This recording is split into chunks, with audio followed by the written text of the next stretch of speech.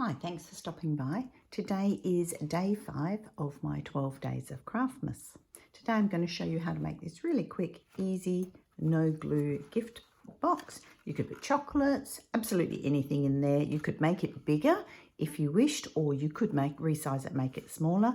But this actually uses a full A4 sheet of cardstock. I'm going to use some Christmas paper so that you can see how nice it looks in using some Christmas Designer Series paper. So the first thing that you need is a full A4 sheet of cardstock. Now in a portrait orientation, so with the short side up on the top of your trimmer, I'm going to put the paper or the cardstock at 6 centimeters, put my blade away because I want to score, not cut, and I'm going to score it all the way from top to bottom at 6 centimeters. Slide my cardstock across to 15 centimeters, and again score it all the way from top to bottom. So I've just got the 2 score lines. Then I'm going to turn my cardstock in a landscape orientation. I will need to open the arm of my trimmer. And I'm now going to score at 12 centimeters. So my paper stops at 12 centimeters and score all the way through. And then also at 18 centimeters. And score all the way through. Then I want to measure on each side. Just pop that out of the way. I'm going to measure on each side 6 centimeters from the bottom score line. In fact, I'll fold this so that you can see how my box is taking shape. So that's the top, this is the bottom. So I need to measure 6 centimeters up this side, and the same on the reverse side. I'm just going to move my paper up so you can see how I'm measuring. I like to use my Stampin' Up! Grid paper, makes it nice and easy. There's the first one. I'm going to slide it, flip it over. Second one. Then I need to do the other side, as I said. So all 4 sides, I need to put a little pencil mark so that I can see where I'm going to score from. And there. So I've got my 4, that's going to fall on the ground. I've got my 4 pencil marks. So now I need to bring my paper trimmer back in, and I need to score it from the pencil line down to the bottom of the box, which is this point here. So that's the portrait, that's my landscape, and this was actually my 6 centimeter score line and my little score line in here. So I'm just twisting my cardstock. Now I can see my pencil line mark is there. Putting my ruler down, I just want to make sure that I'm not going to accidentally cut it with the cutter down here.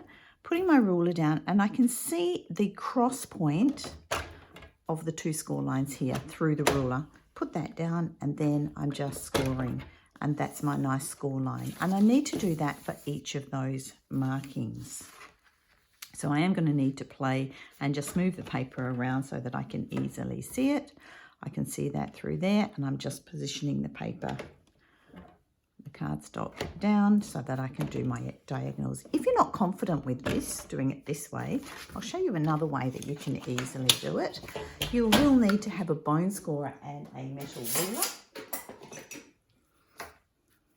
So there's my score line there and there, my diagonals, and here's my other pencil line. You can use a metal ruler and a bone scorer. I've put my scorer at the cross line there, and I'm just going up to meet that pencil mark.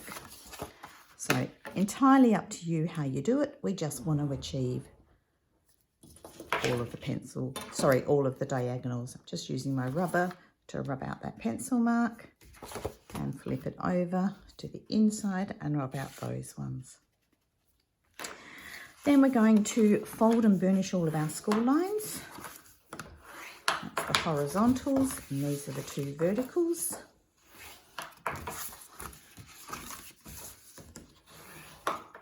And then the diagonal score lines actually need to be folded inwards, so as valleys. I'm using my fingernail just to tease that and fold it in as a valley. Turn that over, tease it, fold it in as a valley, and then score it.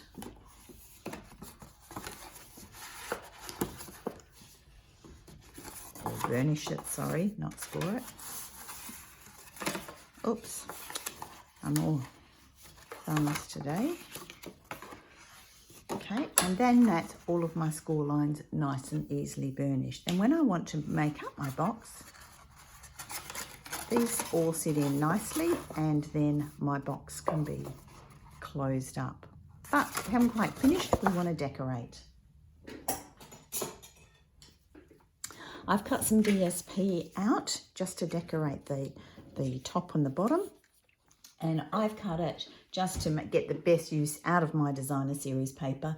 Each of the two pieces here are 8 centimetres by 10 centimetres. And it's just to add a nice little bit of detail. You could make this as elaborate or as uncomplicated as you wish. I want to be able to see some of the nice green colour, which is mint macaron, which features in the paper. I'm going to turn that around because this is directional designer series paper. So I want to make sure that I'm actually putting it with the baubles going the right way, as if they're hanging.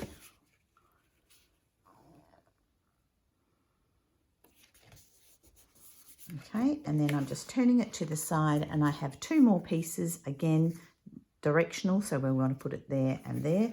And these pieces measure 5 centimetres by 5.5 centimetres. And they're just going to go in on the side.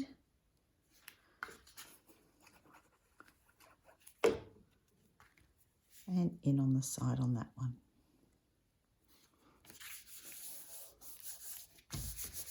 Make sure, whoops, that's moved. Make sure my designer series paper is all nice and firmly in place. And then that is my box, or my bag, whatever you like to call it. And then to finish off, you could just put a little clasp on here, as I've done with my first one. You could put a paper clip, you could fancy it up, a nice little label. This one obviously doesn't match here, but I could just pick up a plain silver or gold one. Or you might like to put a couple of holes in the top and tie a piece of ribbon through. I would just use my crocodile to punch a couple of holes in there and tie the ribbon through. So I just stopped the video just to punch the couple of holes with the crocodile. This is a crocodile, it's an old Stampin' Up product. Just punched a couple of holes in through all the layers and then just tied some ribbon through it. Thanks very much for stopping by. Stay tuned. Have another look tomorrow for day 6 of my 12 Days of Craftmas. Thanks.